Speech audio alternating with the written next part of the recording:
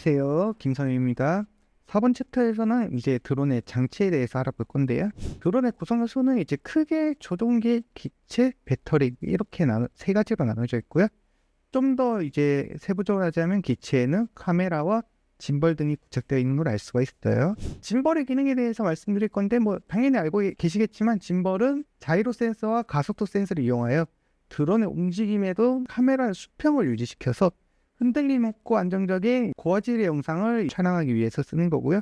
저희 요즘은 이제 핸드폰에도 이게 짐벌이 들어가 있어서 저희가 카메라를 흔들면서 찍어도 좀 수평으로 나오고 있죠. 그래서 이제 짐벌의 기본적인 기능은 흔들림 및 진동 보정으로 카메라가 흔들리지 않게 하는 게 가장 기본적인 이제 형태고요. 예전에는 이제 고무줄을 이용해서 이렇게 사용을 많이 했었는데 요즘은 기술이 좋아져가지고 기계적으로 흔들림이랑 진동을 보정하기도 해요.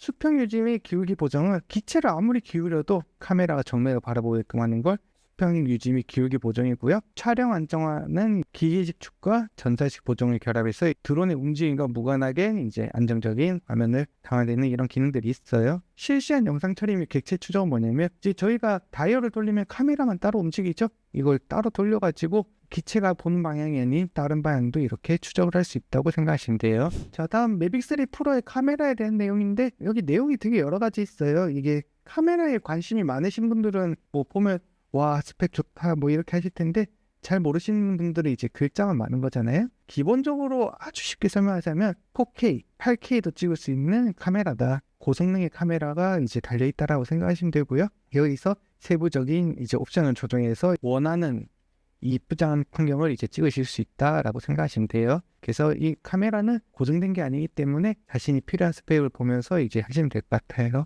자, 그 다음 비전 센서라는 게 있는데 비전 센서는 뭐냐면 장애물을 감지하고 회피하면서 위치하고 안정적인 호버링을 할 때 지원하는 장비인데요. 현재 DJI 드론은 원래 GPS가 없으면은 위치를 못 잡는데 DJI 것들은 실내에서 위치를 잡을 수가 있어요. 어떻게 잡느냐? 아래에 있는 카메라를 이용해서 바닥에 있는 물체를 기억해가지고 그 물체를 기준으로 이제 정지 비행을 하죠. 다만 안정성은 100%가 아니기 때문에 실내 비행을 그렇게 권장을 하진 않아요.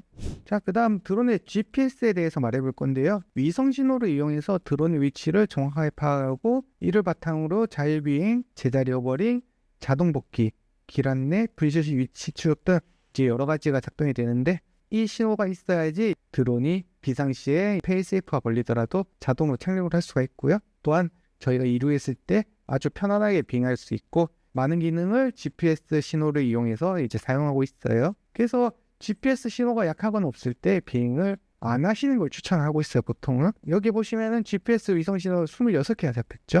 기본적으로 16개 이상에서 비행하는 걸 선호하고 있습니다. 이게 안 잡히면은 리턴 톰이 작동을 하지 않아요. 자, 그 다음 조종기 화면을 볼 건데요. 기본적으로 1번에 보시면은 비행 모드가 있는데 아까 비행 모드 3개가 있다고 했죠. 일반 모드, 시내 모드, 그 다음 스포츠 모드 이렇게 3가지가 있는데 맨 처음에는 시내 모드를 굉장히 추천해요. 느긋하게 비행하기도 하고 이제 좀 천천히 비행하는 게 좀 더 이제 영상도 이쁘게 잡혀요.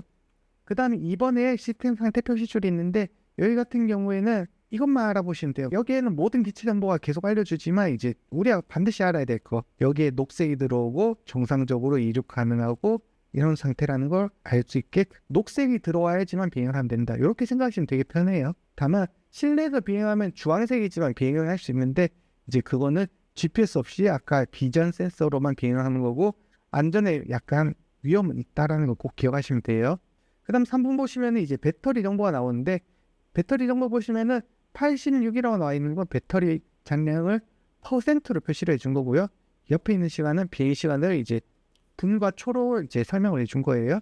이 배터리를 꼭 확인하면서 이제 적당량 남았을 때 반드시 복귀를 하셔야 되고요. 그 다음 4번에 RC하고 안테나 모양이 있는데 동영상 다운로드 신호 강도라고 하죠. 근데 쉽게 말해서 기체와 조종기가 통신이 잘 되고 있냐 안 되고 있냐 이거에 대한 거고 이게 많이 끊기게 되면 어떻게 되겠어요? 조종기와 연결이 끊겼기 때문에 페일세이프가 작동을 해요. 아까 말했던 리턴 톰이죠. 저게 너무 줄어든다 싶으면 이제 신호가 점점 잘 안 가고 있다니까 이제 그냥 좀 더 가까이 오시거나 이렇게 하시면 돼요.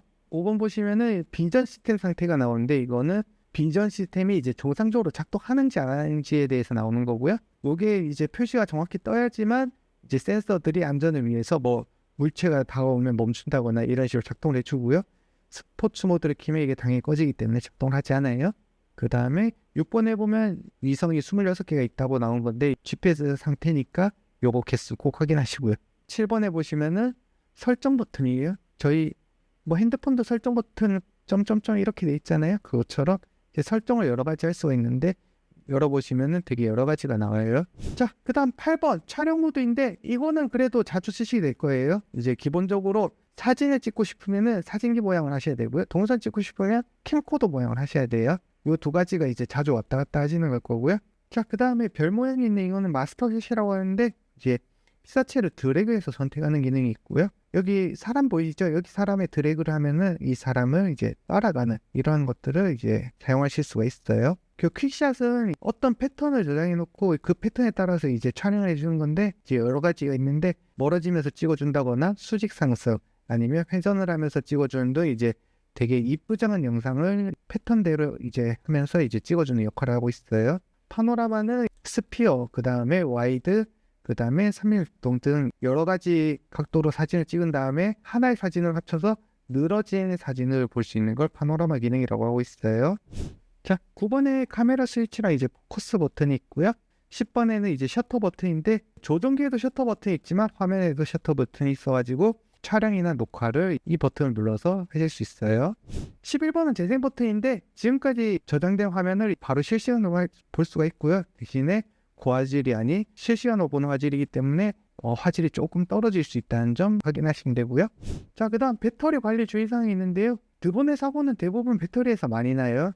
배터리가 안 된다거나 아니면 배터리가 많이 남았는데 배터리 잔량이 있다고 나오더니 갑자기 추락을 한다거나 그런 건데 충전 시에 주의해야 되고 보관 시에 주의해야 될 게 있는데 충전 시에는 이제 기본적으로 정품 충전기를 쓰셔야 돼요. 아니면은 싸제를 쓰셨다가 과전류로 이제 충전을 한다거나 해가지고 이제 문제가 생긴 경우가 있고요. 그 다음에 충전 중에 자리를 비웠다고 화재가 발생하면 이제 뒤에 감당이 안 되죠. 그렇기 때문에 자리를 지키셔야 되고요. 그리고 배터리가 부풀거나 하는 이제 이상이 있는지 확인을 꼭 하셔야 돼요. 보관시 주의사항이 있는데 보관시에는 이제 40에서 50으로 배터리를 약간 소모하고 충전하셔야 돼요. 완전 방전이 나오면 안충에서는 방치를 하지 말라는 소리고요. DJI 배터리는 근데 가만히 두시면 자동으로 방전이 돼요. 어떻게 방전이 되느냐? 위에 배터리 LED 불빛이 계속 깜빡거리면서 방전을 시작하고요. 근데 왜 배터리를 이렇게 줄여가지고 하라고 하는 거냐면 배터리가 가득 차 있는데 열을 받거나 하면 팽창을 한단 말이에요. 그럼 배터리가 부풀어요. 안에 꽉 차 있기 때문에.